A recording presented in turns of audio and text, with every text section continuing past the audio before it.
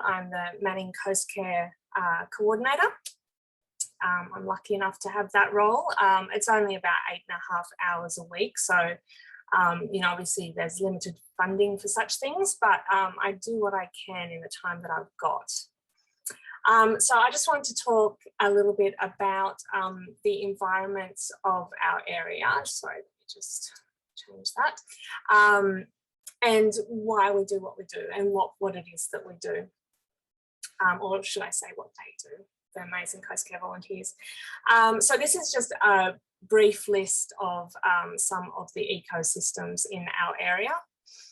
It's by no means comprehensive, but it's just, yeah, a little bit of a taster. So of course we've got dunes, we've got salt marsh, wetlands, lagoons, creeks, heathland, bushland, blackbutt forest, littoral rainforest, and much, much more in our area. But the thing that I really want to concentrate on is littoral rainforest, because this is an extremely important ecosystem in our area, and it is basically the one that most of our Coastcare groups focus their work in, because it is so crucial, and there is not a lot left. So littoral rainforest basically means coastal rainforest.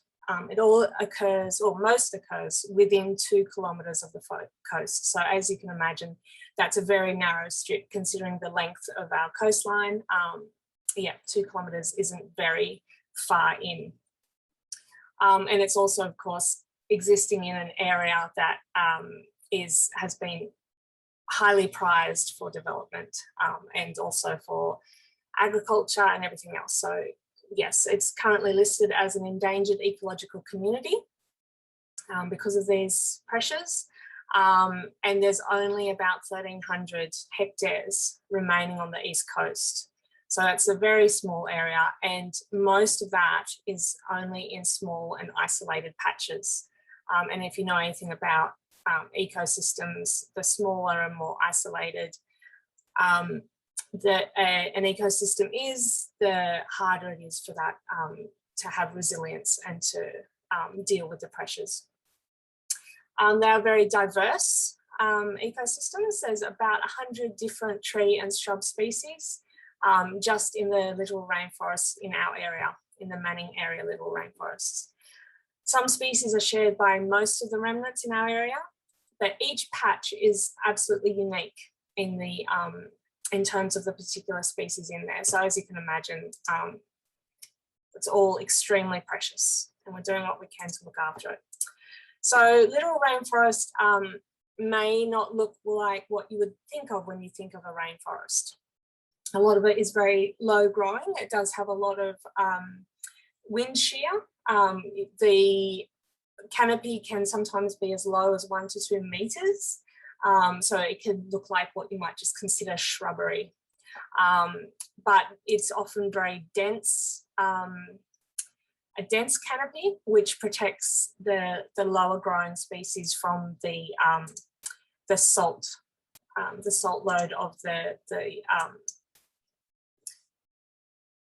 water spray. So yeah, as you can see in these pictures, there's a lot of wind shear going on, and so it is all very low growing, but in a healthy littoral rainforest situation, you're going to have a very dense canopy. I'll just quickly now go over the pressures on our coastal environment. Obviously, a lot of these have been sort of touched on already, so I'll do it fairly quickly. Obviously, coastal development is a really big one. Thankfully, this is not what our coast in the Manning looks like at the moment. But yeah, it's something that I guess you've always got to be a little bit vigilant regarding. It's a little bit scary to see what's happening. Recreational use, of course, not all beach recreational use is a problem. Just going down to the beach for a walk or a swim isn't going to cause any problems as long as you don't step on any shorebird eggs. But obviously things like driving and dogs can be really a big problem, and you know, fishing and the waste that gets left behind. Also the loss of foredunes due to all kinds of reasons, including sea level rise and so on. The foredunes are really important for slowing down or deflecting the wind coming directly off the ocean and protecting the rainforest in behind those 4 dunes. And so when you lose those 4 dunes, your rainforest in the hind dunes and so on are going to get that much more impacted. Of course, pest animals, all very familiar. And weed invasion. This is a lovely bitter bush, if anyone is unfamiliar. So I want to now concentrate on that, that weed invasion, because it might not be something that a lot of people think of immediately when thinking about pressures on native ecosystems. But it is one of the biggest, as listed as a key threatening process.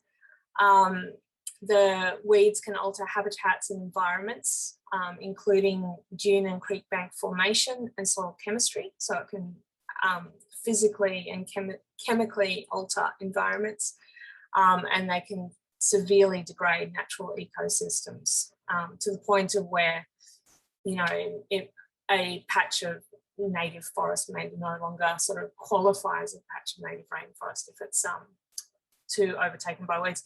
Some of these on the screen are some of our biggest offenders here in this area. There's plenty more, but I just thought I'd just touch on some of the ones. Bitter bush down the bottom left is obviously the biggest one on the dunes themselves. They were actually planted many years ago with the idea of dune stabilization.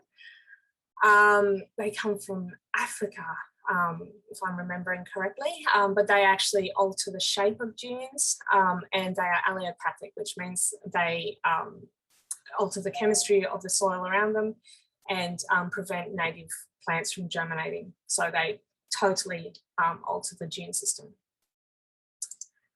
So who's looking after our coastal environments? So all of these that I've got listed here play a role. We've got local council, national parks, crown lands, private landholders, and Manning Coastcare. So obviously Manning Coastcare is just in our area, but yeah, so we all sort of try to work in together. Obviously Manning Coastcare, not obviously, but Manning Coastcare works predominantly on public land. So our groups work almost exclusively on council and crown land. So we obviously need to work in concert with them to, you know, make sure that our work coordinates well with what they're doing as well. So Manning Coastcare, a bit of history for Manning Coastcare. We celebrated our 25th anniversary last year. Manning Coastcare was formed when Old Bar Dune Care, Hallidays Point Land Care and Harrington Land Care banded together in 1995. This allowed a coordinated approach along the coastal corridor with a focus on those little littoral rainforest patches that I mentioned earlier.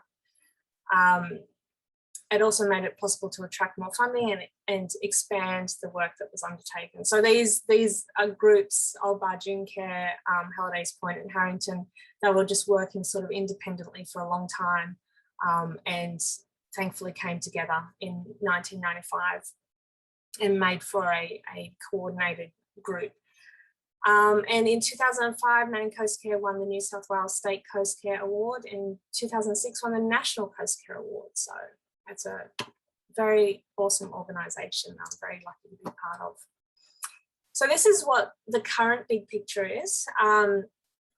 So Manning Coastcare is one of the 3 local networks that form Mid-Coast to Tops Land Care Connection. So Mid-Coast to Tops Land Care Connection, I believe formed in, and this was just before my time, so I'm not exactly sure, but I think it was 2017 that Mid-Coast to Tops was created. So Mid-Coast to Tops is our regional land care network. And if you see that map on the right there, these are the land care networks that form Mid-Coast to Tops. So the lower one is Coorg Great Lakes Land Care, up above that Manning Land Care, and that little skinny blue line on the side of Manning Land Care is Manning Coastcare, small but mighty. And our program is supported by local land services and Landcare New South Wales. Manning Coastcare is directed by a volunteer committee and supported by a local landcare coordinator, which is me. So Manning Coastcare, we are currently 100 members strong, which is over 100 members, which is awesome. We have 5 main groups working along the coast from Harrington to Hallidays. And there are some subgroups, so Hallidays Point actually has 3 subgroups, which is wonderful. Groups meet regularly on their sites, which are, as I said before, it's pretty much all on public land. And they predominantly undertake weed control and some planting. Volunteers are provided with training, tools, work shirts, first aid kits, and insurance. And this is just some lovely little photos of our happy volunteers and the wonderful things that you could get involved with if you chose to. And I just had to include this wonderful quote from our esteemed president, Manning Coastcare president, Daintree. So Daintree's been involved right from the start since 1995. So we're very, very lucky to have her still involved. So she says, funding programs come and go, government priorities and targets come and go, but it is the persistent effort of the community that truly makes the difference. And I think no one can say it better than that. It's fantastic. So yeah, if you want to get involved, these are my contact details. But as I said, I will be sending something out to all participants afterwards, so you don't have to scribble these down. You'll get everybody's contact details afterwards. So that's it. Just a quick little brief taster of what Manning Coastcare is and what we're all about.